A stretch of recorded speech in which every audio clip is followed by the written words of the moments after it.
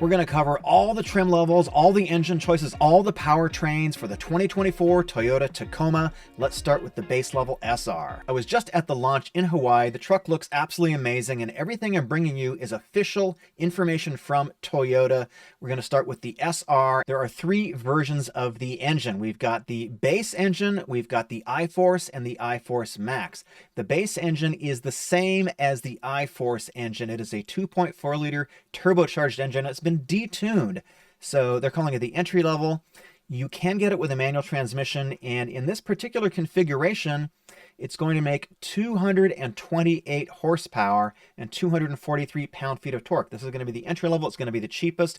No, we don't have pricing yet, but expect a bump of probably at least $1,000, maybe $1,500 over the 2022 pricing. For 23 model year, the SR5 starts at about $28,000, and then you go up all the way over to the TRD Pro, which is about $47,000, and then you do need to add destination and handling, so tack on about another $1,300 to get the final price. So just a note, the V6 is gone. If you don't want the 4-cylinder turbo, probably this is not the right truck for you. The SR is the most entry-level truck. It is aimed, I think, at people who are tradespeople, people who are contractors, people who just want a basic work truck and want to spend the least amount of money possible, but like something in this mid-size space. But just know, even though you're getting the exact same motor, which is the 2.4 liter turbo engine as the rest of them, it's going to be detuned for whatever reason. They want you to upgrade. That's how they're playing this game. Just keep in mind that the information that I'm giving you today, it actually might change over time because these trucks have not been released. These are initial spec sheets. They had prototype vehicles available. We weren't able to drive them. And so the options and packages and features that I'm describing here might not apply exactly when they release the production versions of these trucks. Now, if you want the iForce engine, you need to get the double cab, which is the 4-door cab. The extra cab is the one that only has 2 doors. I didn't actually see that. And the iForce engine, again, 2.4 liter turbo, it makes 270 horsepower and 310 pound-feet of torque. So you're getting a lot more power and torque in this one. And yes, the only difference is tuning. There might be some exhaust difference and maybe some hardware difference, but if you want the more powerful engine, you're just going to have to pay a little bit more. That's kind of the name of the game here. Now, there's a couple other things with the SR that are specific to that, or to the lower levels. It comes with leaf spring rear suspension. The higher trim levels, you get coil springs in the back, so kind of keep that in mind. If you want to do some towing, you might want to stick with the leaf springs. I'm going to leave that up to you, towing experts. I'm not a towing expert. In front of the driver, you only get a 7-inch gauge cluster and only an 8-inch LED multimedia display. So that's what I know about the SR. Let's talk about the SR5, which you can get in double cab and extra cab. So the extra cab, again, is the 2-door, which we weren't actually shown. I'll see if I can put up a photograph of that.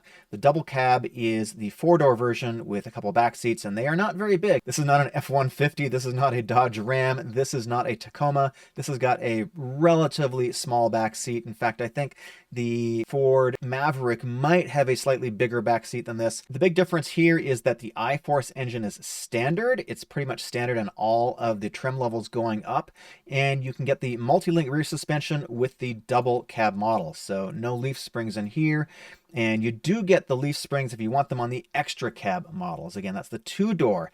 You get twin tube shocks, you get a shock upgrade, you get 17-inch alloy wheels. Toyota is bringing back the PreRunner badge, and it's going to be a fairly limited, probably a harder to get truck in my opinion. It's going to be rear wheel drive only, and it's going to have some rear enhancements such as the rear electronic locking differential. You get 17-inch all-terrain tires with this as well, and this is going to be only in the extra cab, only in the 2-door model. The PreRunner originally came out, I think, around 1998, and I think they discontinued it around 2015. Correct me if I'm wrong on that. And what we're getting is this sort of classic formula of some off-road bits, but rear-wheel drive to keep the cost down. Of course, now we're getting a turbocharged engine, which is going to have a lot more torque than the outgoing V6 does. So this is the 2-door only. You're getting no rear seats, but Toyota promises lots of storage capabilities and different compartments and things like that in the rear cab area. I'm not sure how easy or difficult it's going to be to get to. That's going to remain to be seen until we can actually see the truck. You are getting the rear leaf springs, but you do get a towing capacity of 6,500 pounds, and you are going to get what I think are going to be BF Goodrich all-terrain tires all the way around too, and you're getting a little bit of a lift kit compared to the SR and the SR5. And Toyota didn't supply us with the weight of any of the Tacomas, but considering the current ones are at around 4,000 pounds to start, I think we can probably expect to see something kind of similar, maybe a slight increase, because that's pretty typical for manufacturers nowadays. The TRD Sport in this gorgeous blue was the only vehicle they had there that had the manual transmission, which means you get the iForce Max engine with that. That's the only way you can get it. And you do have the capability of 4x4 now too. I'm not positive if you're going to be able to get this in a two-wheel drive version, but pretty much as far as I know, everything from this trim level up, I think, is 4x4, at least as an option. And there are two kinds of 4x4 systems available. You get a 4x4 with a 2-speed transfer case and an electronically locking rear differential. There's also a full-time 4x4 system, and this one has a center locker, and you get the electronically lockable rear differential as well. Next up, we have the TRD Offroad. This is sort of a TRD Pro Lite with less features in it. Currently, it starts at around $36,400. Again, expect a bump up from there. You can get either the iForce or the iForce Max hybrid engine, and now you get Bilstein monotube remote reservoir shocks. So these are going to be more capable for more off-roading situations. You're going to get a little bit of a lift kit, and now you get Multi-Terrain Select, which is Toyota's electronic management system for different types of terrain that's going to automatically apply power where it needs to go depending on the mode that you select and wheel slip and all those kinds of things. That sort of takes that into account to give you the best traction in an automated fashion. You do get standard the electronically locking rear differential, and this is the lowest model where you can get sway bar disconnect, which is something that you want to use for more extreme off-roading, sort of rock crawling type situations where you want to have a height difference between the left tire and the right tire. Now moving up to the Limited, this is the double cab only, and this is their more luxury focused, more city focused version of the vehicle. Again, we are getting a different suspension setup for this. This one has the adaptive variable suspension. So this is designed, you're going to be able to take it off-road, but this is designed, I think, more for people who want to look good in the city and have a very capable off-road vehicle that has a little bit more luxury to it. The full-time 4x4 system is available in the Limited, and what you do get is chrome accents, and you get 18-inch chrome style wheels, probably not what you want for off-roading. You get power running boards, which is kind of a nice thing that helps you get into the truck a little bit easier.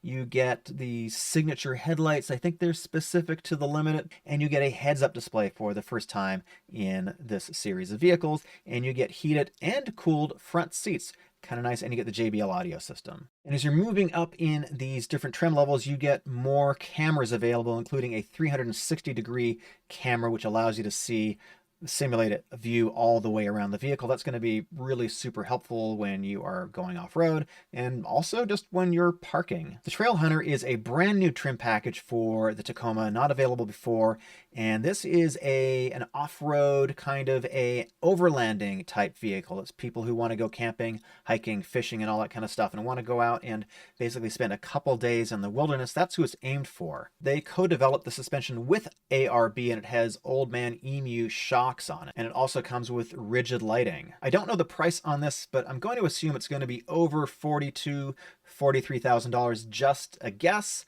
but that's sort of based on the Trail Special Edition that they have right now. What you get in the bed is a 2400 watt AC outlet, so you can power your rock parties where you're going to play AC/DC. Yeah, you also get an air compressor, so when you're airing down your tires, you can fill them back up without having to pull out your little portable unit. That seems like a pretty nice feature to have. Now, the Trailhunter is only available with the iForce Max engine, which means you can only get it with the 8-speed automatic transmission. And you get these bronze accents, which I think look pretty cool. You get an electronically activated rear locking differential. So you also get sway bar disconnect, and the rear differential is automatically locking and presumably unlocking too. There's going to be just more features and settings for your different 4x4 settings, I guess you could say. Here you get 3 hot stamped steel skid plates. You get it for the front, you get it for the transmission, and you also get it for the rear axle. You do get the 33-inch Goodyear all-terrain tires, and you get a Toyota bronze heritage logo up front. You get a high-mounted air intake for fording those huge big streams. You get rock rails also, so this is going to be the more ready-to-go rock crawling version of the Tacoma. So the TRD Pro is obviously the big daddy, the top gun, at least in terms of off-roading, whereas the Trailhunter is sort of aimed at overlanding. This is more inspired by high-speed desert running. So you only get the front aluminum skid plate with this. It's a little bit lighter. I think you get the biggest lift kit on this too, and you get the most aggressive fender flares with the TRD Pro, and you get something which is exclusive, which is this Isodynamic seat. This is a very cool piece of tech where you've got 4 shocks in it for vertical and lateral motion. It is oil over air, so basically you fill it up these tubes with a Schrader pump, like just with an air pump, and you can fill it up and you can turn it off when you go back on normal roads, and it's supposed to keep your head level. It's supposed to keep your body with a little bit less motion in it, so it's really absorbing those high-speed bumps when you're blazing over those canyon trails at high speed. Is it a marketing gimmick or not? I tend to think probably a little bit of both. It certainly looks super cool. If you want these seats, you have to get the TRD Pro.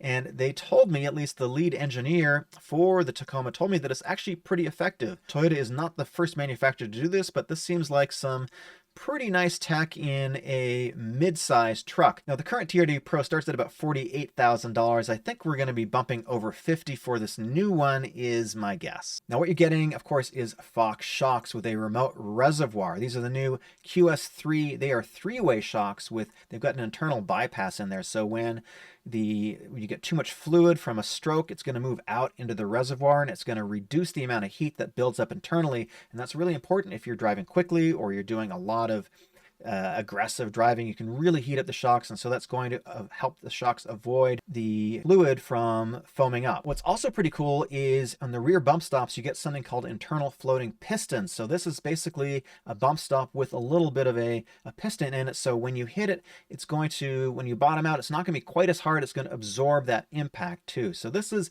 I think, their most, I'm not going to say it's their most advanced system, but it is their most capable system in terms of driving a little bit quicker off-road. You also get 33-inch Goodyear Territory RT tires. You get a rocker panel protector. Now you've got this 2-tone roof. You get this Toyota Heritage badge with an integrated LED light bar. These are rigid fog lamps in there. You get an ARB steel stamped rear bumper, and you get red super cool recovery hooks. And of course you get the TRD Pro signature LED tail lamps. Now all these trucks are based on the TNGA F platform. That's common with the Tundra and also the Sequoia. This of course is a body on frame style truck. It has a ladder style steel construction suspension. So this is going to be a fairly tough truck. It's going to weigh a fair bit. And of course they have strengthened it compared to the current generation. Compared with the Ford Ranger or the Ranger Raptor, which is a much softer, sort of more flowy looking design, I think this really hits the mark. And what I like about it is they did not go with the Tundra. We're trying to be an American style truck. They kept the thin, narrow grille. They increased the height of this thing too. So now you have a very, very big, large air dam below it. So that is going to improve your highway MPG, but you can take that off with just, I think, 6 or 8 bolts when you're ready to go off-roading. So you're going to have a little bit more clearance and not have to worry about that huge big air dam. And these things are basically lifted trucks from the factory when you get into the more off-road style trims. My apologies if I got anything wrong. There's a lot of information on these new trucks. As Toyota comes out with more information, I'm going to update you. Click over here for another video. Let me know if you have any questions. Let me know what grade you're going to get, and thanks for watching.